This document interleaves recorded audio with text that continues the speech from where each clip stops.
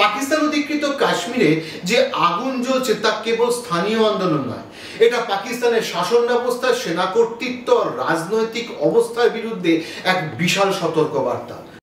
পাকিস্তানে বলা হয় আজাদ কাশ্মীর, নামের মধ্যেই স্বাধীনতা থাকলেও বাস্তবে এর সম্পূর্ণ নিয়ন্ত্রণ পাকিস্তানি সেনা আর ইসলামাবাদের রাজনীতিবিদদের। ভারত তেরে টুকরে হোঙ্গে, একটা সময় প্রচুর শুনতে পাওয়া এই কথাগুলো এখন আর প্রায় শোনাই যায় না, কারণ এই কথাগুলো যে দেশের থেকে উদ্বুদ্ধ হয়ে বলা হতো সেই দেশই এখন প্রায় টুকরো হওয়ার দোরগোড়ায় উপস্থিত। প্রায় কেন বলছি, প্রায় টুকরো হবারই মতো অবস্থায় দাঁড়িয়ে। হ্যাঁ, আমি পাকিস্তানের কথা বলছি।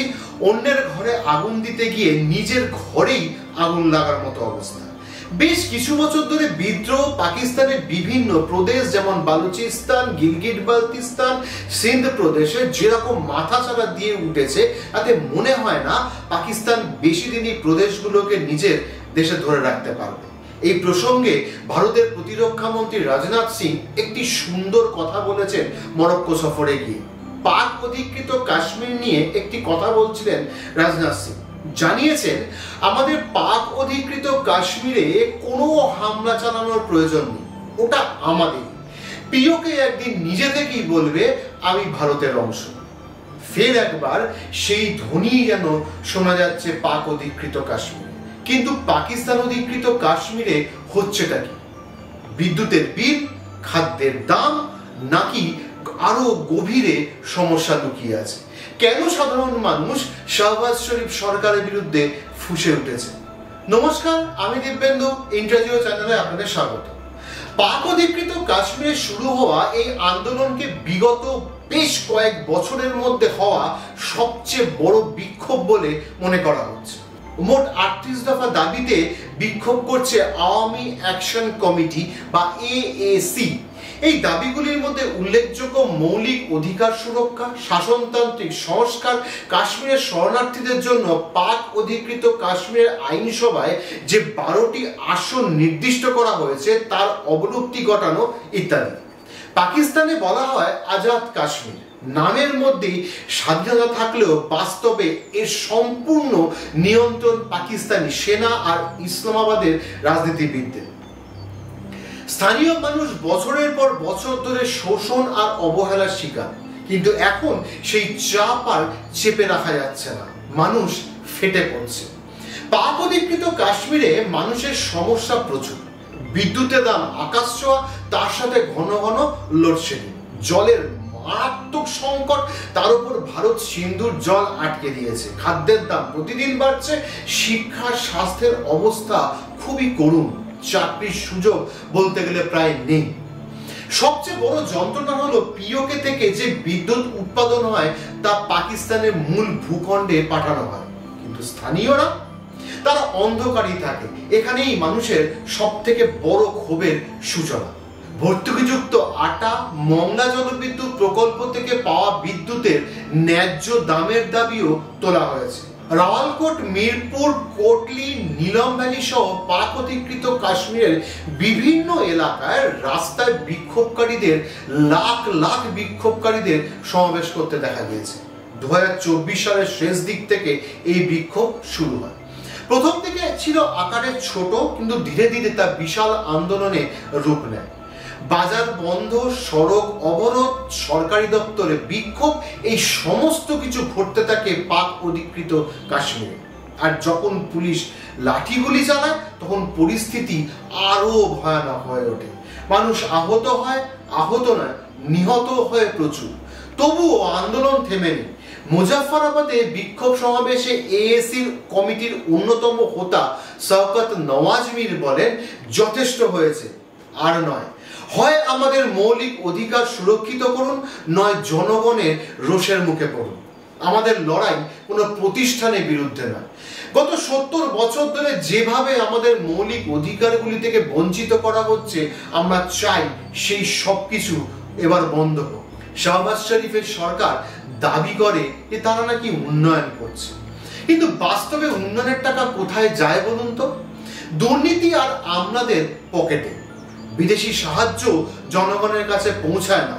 এমন পরিস্থিতিতে সাধারণ মানুষ যখন রাস্তায় নামে তখন ইসলামাবাদের নেতারা কি করে? তারা তাদের ভারতের এজেন্ট বলে চালিয়ে দেয়। এছাড়া তাদের অ্যাকচুয়ালি কিছু করারও নেই। কিন্তু সত্য হলো এরা বিদ্যুতের বিল, খাদ্য আর মৌলিক অধিকার চাইছে। পুরো অঞ্চল জুড়ে শাটার ডাউন ও চাক্কা জ্যাম বন্ধ রাখা হয়েছে। অনির্দিষ্টকালের এই বন্ধ ঘিরে উত্তেজনা ক্রমশই বাড়ছে। বন্ধ করে দেওয়া হয়েছে ইন্টারনেট। পরিস্থিতি নিয়ন্ত্রণে আনতে মরিয়া পাকিস্তানের নিরাপত্তা বাহিনী। এমনকি আর্মি কন্টেনার ও ট্রাকগুলিকে বিক্ষোভকারীরা ধরে ধরে নদীতে ফেলে দিচ্ছে। আর ভারত কি বলছে? ভারত বলছে, দেখুন, পাকিস্তান অধিকৃত কাশ্মীরের মানুষ নিজেরাই পাকিস্তান সরকারের বিরুদ্ধে রাস্তায় নেমেছে। ভারতীয় মিডিয়া বিষয়টিকে তুলে ধরেছে জোরালোভাবে। মানবাধিকার সংস্থাগুলো উদ্বেগ প্রকাশ করেছে। তবে ওয়েস্টার্ন ওয়ার্ল্ড আপাতত শুধুমাত্র পর্যবেক্ষণ করছে। তবে চিন্তায় আছে চীন। কেন বলুন তো? কারণ তাদের কোটি কোটি ডলারের বিনিয়োগ এই অঞ্চলের উপর নির্ভরশীল। কারণ এখান দিয়েই যায় চীন পাকিস্তান অর্থনৈতিক করিডোর বা সিপিইসি। তাই সেনারা আন্দোলন দমনে নেমে এসেছেন। পাকিস্তানের আসল শাসক হলো সেনাবাহিনী, আর পিওকে তাদের জন্য কৌশলগত এলাকা। তার বাইরে পিওকের কোনো অস্তিত্বই পাকিস্তানের জনমানসে, পাকিস্তানের সেনাবাহিনী ও সরকারের কাছেও নেই। অন্যদিকে পাকিস্তানি মিডিয়া তারা কি করছে? তারা শুধুমাত্র খবর চাপা দেয়। স্থানীয় সাংবাদিকরা সত্য লিখতে গেলেই হয়রানির শিকার হন।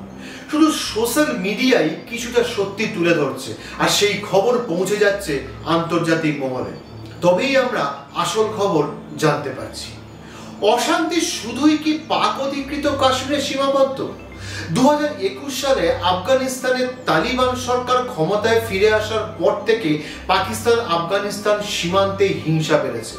টিটিপি এবং বিএলএ সহ জঙ্গি গোষ্ঠীগুলিকে, বিশেষ করে খাইবার পাখতুনখোয়া এবং বেলুচিস্তান প্রদেশের নিরাপত্তা বাহিনী এবং সরকারি অফিসগুলিকে লক্ষ্য করে আক্রমণ তীব্র করেছে। কাবুল নামের রিপোর্ট অনুযায়ী দুদিন আগে কোয়েটায় একটি আধা সামরিক সদর দপ্তরের বাইরে আত্মঘাতী বোমা হামলায় কমপক্ষে 10 জন নিহত হওয়ার পরের দিন থেকে সামরিক বাহিনী ব্যাপক অভিযান শুরু করে। ইসলামাবাদ তার অশান্ত উত্তর পশ্চিমাঞ্চলে সন্ত্রাস বিরোধী প্রচেষ্টা জোরদার করার সাথে সাথে সেনাবাহিনী আফগানিস্তান সীমান্তের কাছে বালুচিস্তান প্রদেশে দুটি পৃথক অভিযান চালিয়ে পাকিস্তান বাহিনী 13 জন জঙ্গিকে হত্যা করেছে।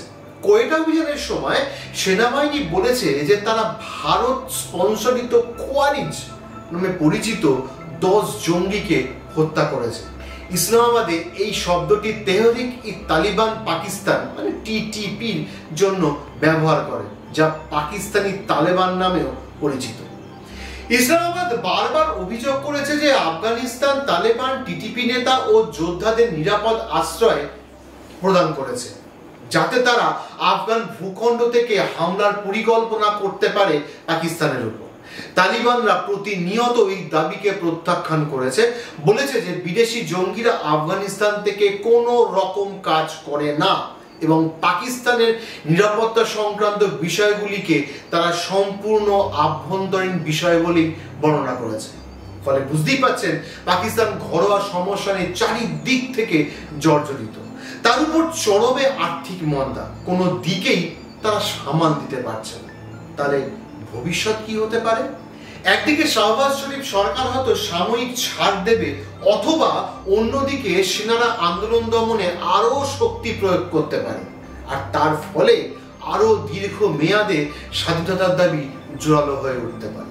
বালুচিস্তান, গিলগিট বালতিস্তান বা সিন্ধ প্রদেশের আন্দোলন শুধুমাত্র বিদ্যুতের বিল বা খাদ্যের দাম নিয়ে নয়, মানুষ এখন রাজনৈতিক অধিকার নিয়েও প্রশ্ন তুলছে। আর এটাই পাকিস্তানের জন্য সবচেয়ে বড় চ্যালেঞ্জ। শুধু চ্যালেঞ্জ না, বড় চিন্তার বিষয়। পাকিস্তান অধিকৃত কাশ্মীরে যে আগুন জ্বলছে তা কেবল স্থানীয় আন্দোলন নয়, এটা পাকিস্তানের শাসন ব্যবস্থা, সেনা কর্তৃত্ব, রাজনৈতিক অবস্থার বিরুদ্ধে এক বিশাল সতর্কবার্তা। শাহবাজ শরীফ সরকার এখন কোন পথে যাবে, দমন নাকি আলোচনা, সেটাই দেখার বিষয়। তবে একটা কথা স্পষ্ট, পিওকের মানুষ আর চুপ করে বসে থাকবে না। আপনারা কি মনে করেন, এই আন্দোলন কি স্বাধীনতার দিকে যাবে, নাকি পাকিস্তান আবারও দমন করে এই আন্দোলনকে চাপা দিতে পারবে? আপনাদের মতামতের অপেক্ষায় থাকবেন। সবাই ভালো থাকবেন, সুস্থ থাকবেন। জয় হিন্দ, জয় ভারত।